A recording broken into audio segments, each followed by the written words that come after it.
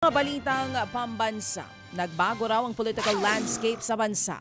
Ito ang tinukoy na dahilan ng palasyo sa pagsuporta ng Pangulong Bongbong Marcos Jr. na maisabatas ang Anti-Political Dynasty Bill. Paliwanag po ni Palace Press Officer Attorney Claire Castro, nakikita raw ng Pangulo na may mga umaabusong politiko at may mga nagpapaikot ng batas. Kaya kailangan na raw ng mas patas na sistema. Malayo ito sa mga unang pahayag ni BBM noong unang tumakbo sa pagkapangulo noong 2022. Anya, walang mali sa political dynasty, lalo't kung nagagampanan ng mga iniluluklok na opisyal ang kanilang tungkulin. Isa sa mga anti-political dynasty bill sa mga panukalang pinatututukan ngayon ni PBBM sa Kongreso. Sa iba pang balita, kinumpirma po ng Department of Justice sa DOJ.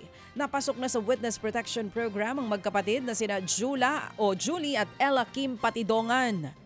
Kaugnay pa rin po yan ang kaso ng mga missing sabongero. Matatanda ang umalma ang kampo ni Atong Ang sa resolusyon ng DOJ kung saan patong-patong na kaso ang planong isampa sa kanya bilang mastermind daw sa pagkawala ng mga sabongero.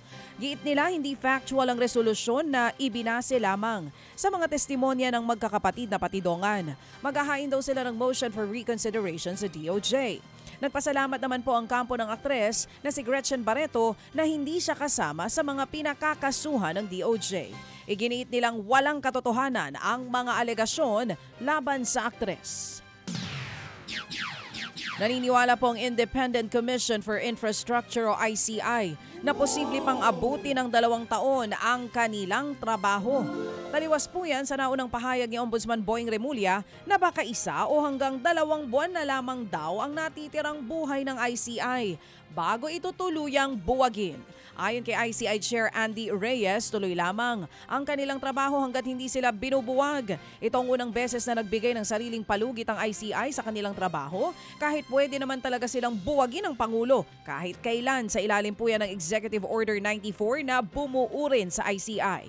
Sa ngayon may mga nakabinbin pang panukala sa Kongreso para magtatag ng Independent Commission na mas makapangyarihan kumpara sa ICI.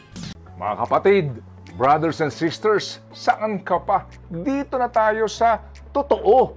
Dito na tayo sa True FM. Mga kapatid, mag-subscribe and follow po kayo sa social media accounts ng True Network PH. Yan po kami, hanapin nyo lang True Network PH, Facebook, Instagram, YouTube, TikTok, and podcast. Mapa Apple or Spotify man yan, mahahanap nyo kami. Lahat ng mga napapanood at napapakinggan nyo po sa programa, nasa social media accounts namin yan. So paano mga kapatid? See you sa social media!